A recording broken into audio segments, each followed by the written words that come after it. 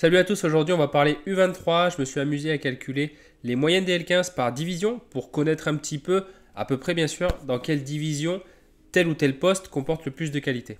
J'ai pris la moyenne des 25 premiers et des 10 premiers sur le player ranking uniquement de ceux qui ont joué les 7 derniers matchs sur les 15. Donc sur leur L15, il faut qu'ils aient minimum 7 matchs de jouer. J'ai analysé comme ça. Après, c'est suivant vos préférences. L'Asia, c'est peu représentatif, il n'y a que 3 pays, moins de joueurs, moins de U23.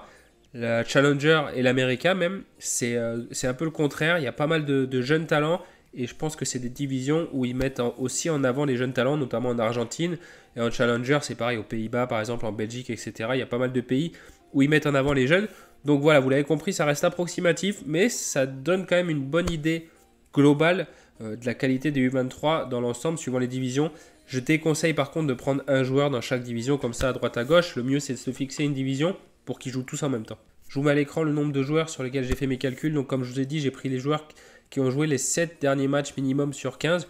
Donc vous pouvez voir qu'en Asia, il y en a beaucoup moins. En Amérique, il n'y en a pas beaucoup non plus. La seconde division, c'est un peu mieux. Challenger, champion, forcément, il y en a beaucoup. Donc voilà, je vous laisserai mettre pause si vous voulez regarder un petit peu plus en détail. Mais tout de suite, on va aller voir les gardiens. C'est parti. Voilà, comme je vous ai dit, l'Asia c'est peu représentatif, même si avec le peu de joueurs qu'il y a, eh ben, on pourrait quand même avoir des jeunes U23 qui sont assez bons. Là pour commencer, on va aller voir un premier chiffre, c'est la moyenne des U23 par division, tout poste confondu, donc ça nous donne quand même un premier jet, donc je vous affiche les chiffres juste là. Donc en Asia, vous pouvez voir donc America, Challenger, Champion, seconde division, on voit clairement d'entrée le fossé entre l'Asia et le reste, comme j'ai dit précédemment, c'est dû au faible nombre de U23 en Asia et sûrement aussi à une moins bonne exposition. Je ne suis pas spécialiste, mais l'Asia, j'ai l'impression qu'il y a quand même, on mise beaucoup plus sur les joueurs d'expérience plutôt qu'en Challenger ou en America. Et donc on va aller voir les gardiens en Asia. Donc vous pouvez voir que le maximum c'est 47,7 sur Keisuke Osako et Atani 46,8. Donc c'est pas fou. Après, je vous montre vite fait. J'y connais rien comme je vous ai dit à l'Asia, mais bon, je les rentré en compte comme j'ai vu toutes les divisions. Il y a ces deux-là peut-être qui seront titus. S'il y a un spécialiste Asia, je le répète, je suis preneur d'infos. Mais voilà, comme par exemple, je vais vous montrer celui-là qui était apparemment blessé toute la saison et qui est revenu donc sur les derniers matchs, donc il n'a pas été pris en compte comme il n'en a fait que 5. Donc à voir s'il sera titulaire la saison prochaine. C'est 52, donc c'est mieux que les autres, mais voilà. Donc là, pour mon filtre que j'ai pris pour cette vidéo-là, les 7 premiers, et bien au final, enfin les 7 derniers matchs minimum joués sur les 15 derniers, c'est loin d'être fou. Et on va voir les gardiens en Amérique. Donc Thomas Hall, c'est pas mauvais. Ça prend après la MLS, ça prend beaucoup de buts en général, donc ça fera les midweek en plus. Mais voilà, ça reste quand même 50,1 de L15, ce qui n'est pas non plus formidable, mais c'est le moins mauvais. Celentano à Cincinnati, c'est un bon gardien, sauf que le problème, c'est la défense à Cincinnati. En plus, il y a Matt Miazga qui a été blessé, qui s'est fait opérer, il me semble. Le secteur offensif, c'est autre chose, c'est vraiment costaud, mais le secteur défensif, c'est voilà, compliqué. Ochoa, il est parti au Mexique. Premier match, j'ai vu qu'il n'avait pas été dans le groupe. Est-ce que c'est l'intégration? Est-ce qu'il est blessé ou quoi que ce soit? Je pense qu'il sera titu, mais j'ai aucune info, donc à vous de vérifier. Rocco Rios Novo, il est reparti, si je ne vous dis pas de bêtises, à Lanús en Argentine. Il a été reprêté par le club argentin à Phoenix. Phoenix, c'est un club du SL aux États-Unis, donc c'est un club de D2, donc qui n'est pas couvert. Et John Pulskamp, c'est gardien de Kansas, mais la situation est compliquée parce qu'il y a Melia, il me semble, qui a re-signé. Donc ce qui va être titu, je ne sais pas, donc la situation est compliquée, donc je ne vais pas non plus trop déblatérer dessus, mais voilà. Le niveau des gardiens U23 en MLS est pas fou du tout, enfin même en Amérique, mais en Argentine, en Amérique du Sud, au Pérou, on n'en a pas, donc on prend que ceux de MLS et c'est pas fou. Et la seconde division Europe, donc on peut voir Muric, meilleur gardien U23 sur Sorare, un très très bon gardien qui joue à Burnley en Championship. Championship en plus, il y a 46 matchs, donc c'est super rentable, donc c'est vraiment un gardien U23 super intéressant. On a Gaëtan Poussin à Bordeaux forcément, qui est dans une équipe qui tourne très bien cette année, donc c'est pour ça qu'il a des stats pas mal. Vous pouvez voir que leurs L15 sont quand même assez cool. Alex Dominguez, c'est là où les filtres quand même ont leur limite, c'est que c'est le gardien remplaçant de Las Palmas. Donc, vous pouvez voir qu'il a joué les 7 derniers matchs uniquement. Le gardien titulaire de Las Palmas, je vais vous montrer, c'est Valies qui est excellent, mais qui n'est pas U23, donc je ne vais pas plus déblatérer, mais voilà, c'est Alvaro Valies. En Challenger, donc vous pouvez voir que c'est pas mal, il y a 11 gardiens au-dessus de 47, donc c'est vraiment cool. Van der Voort qui a signé déjà à Leipzig pour 2024, donc il va partir bientôt. Ivor Pandur qui est très cool. Je vais vous faire un petit scouting juste après dessus. Diogo Costa qui est vraiment bon. Lovro Maškić aussi en Croatie. Donc il y a vraiment de quoi piocher en Challenger. C'est vraiment intéressant. En plus, ils sont moins chers qu'en Champion Europe. Je fais justement la bascule. Vous allez voir, c'est Diouf, le gardien de Reims, qui est numéro 1. Lounine après, gardien remplaçant du Real, on ne va pas le compter. Mamadardashvili, c'est Valence. Valence, c'est un peu méconnaissable cette année. Donnarumma, c'est très cher et ça prend quand même des buts Paris. Il y a quand même 7 gardiens sur 10 qui sont au-dessus de 47. Donc ça reste des gardiens de qualité. Plus cher qu'en Challenger ou en seconde division. Donc voilà, j'ai pas fait de moyenne sur les gardiens. J'ai préféré faire un focus un peu au cas par cas. Parce qu'il y a si peu de gardiens que ça ne servait pas à grand chose de faire une moyenne. Ce qu'on peut voir quand même, c'est que le plus intéressant pour moi en tout cas, ça va être la Challenger et la seconde division, même s'il n'y en a que 2 qui sont titus, les 2 sont super intéressants. Champion, ça va être un peu plus cher, mais voilà, donc c'est assez cool. Petite préférence voilà, pour Muric, qui est, bon, c'est pas le meilleur L15, mais c'est celui qui aura le plus de matchs. Burnley, c'est pas mauvais en Championship, donc c'est assez cool. Donc voilà, après il est assez cher, 0,137, ça sera 2 fois moins cher qu'un Van der Vault, et un peu moins cher un peu plus cher que Diouf, mais bon, c'est à Reims. Reims, c'est pas non plus la folie. Je pense pas que toute la saison ils vont continuer comme ça. Donc voilà. Je vous fais le scouting d'Ivor Pandur. J'ai testé un truc. J'ai essayé de faire un petit montage. Là, je suis en train d'enregistrer, donc je sais pas du tout ce que je vais faire, mais je vais essayer de faire comme un petit film. Donc voilà. Donc je vous montre ça tout de suite. Ivor Pandur, qu'on connaît de nom sur ce rare, c'est un jeune gardien croate qui a commencé sa carrière pro à Rijeka. Première titularisation en pro le 1er février 2020 avec Rijeka, donc face au Lokomotiv de Zagreb et un certain Ivo Gribic. Après une saison plutôt réussie en tant que titulaire, il part donc à Hellas Vérone pour 900 000 €. Il restera sur le banc la saison 2020-2021, jouant quelques matchs de Coupe d'Italie. Il joue aussi cette année-là son premier match U20 avec la Croatie, où ils vont gagner 4-1. Il prendra alors la place de titulaire à Silvestri lors des derniers matchs de la saison. 2021-2022, il repart sur le banc, il joue quelques matchs qui ne sont pas fameux. Il se blesse début février 2022, le laissant sur la touche jusqu'à l'été. Et c'est là qu'il est prêté à Fortuna Sittard, où il est titulaire, installé depuis le début de saison, où il enchaîne les belles perfs, même sans clean sheet, on peut voir des magnifiques all-around. Donc tout semble se goupiller et l'évolution est belle pour le jeune croate qui appartient toujours à l'Hellas Vérone. Le prêt se termine en juin 2023 à la fin de la saison, donc ça va être à suivre. Et maintenant, on va aller voir les postes défenseurs, milieu, attaque avec la moyenne des 25 premiers et des 10 premiers pour se donner une idée. Comme je vous dis, ça reste assez approximatif, mais je trouve que ça donne une petite idée globale un petit peu de la qualité des jeunes. Donc on y va, c'est parti. Et donc pour les défenseurs, je vous affiche tout ça là, donc tous les moyennes des L15, des 25 premiers, des 10 premiers. Je précise qu'après ça dépendra de votre budget, de la division aussi dans laquelle vous avez déjà des joueurs.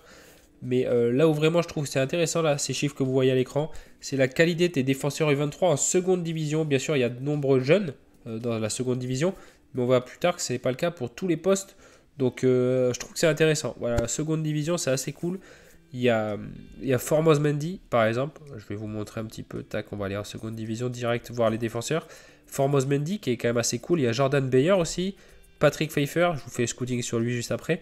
Mais voilà, c'est vraiment pas mal du tout. Et en plus, c'est moins cher qu'en Champion Europe ou Challenger. Après Challenger, il y en a un ou deux qui tirent la Challenger vers le haut. Par exemple, De Kuiper, que je ne connaissais pas, qui a un SO5 extraordinaire. Sutalo, du Dynamo Zagreb. Il y a Ryan Porteous, mais je crois qu'il a un souci lui avec son club. Donc assez cool. Après, en Champion Europe, ben, c'est les, entre guillemets, les meilleurs jeunes du 23. Après, il reste super cher également. Il y a Simakan, Schlotterbeck, c'est Trent Arnold. Son L15, il est un peu biaisé aussi par rapport à la Coupe du Monde où il a fait un remplat ou deux. Mais sinon, c'est assez énorme. Donc voilà, assez intéressant. La Champion Europe, c'est toujours plus cher. La seconde division, je trouve que c'est là où il y a les meilleurs rapports qualité-prix. En défense, vous voyez que même le secteur défensif, que ce soit gardien, même s'il n'y en a que 2 titulaires, ou au niveau de la défense, c'est quand même super intéressant. Au niveau du prix également. Donc voilà. Et donc, Patrick Pfeiffer, jeune défenseur central d'1m95, un Ghanéen, qui monte sur les coups de pied arrêtés. Il a marqué 4 buts cette saison, 4 buts de la tête. C'est 2 interceptions par match, 1 tacle. Très bon dans son taux de duel gagné, notamment aérien. Il commet peu de fautes en plus. C'est 1,5 tirs par match, la plupart du temps de la tête.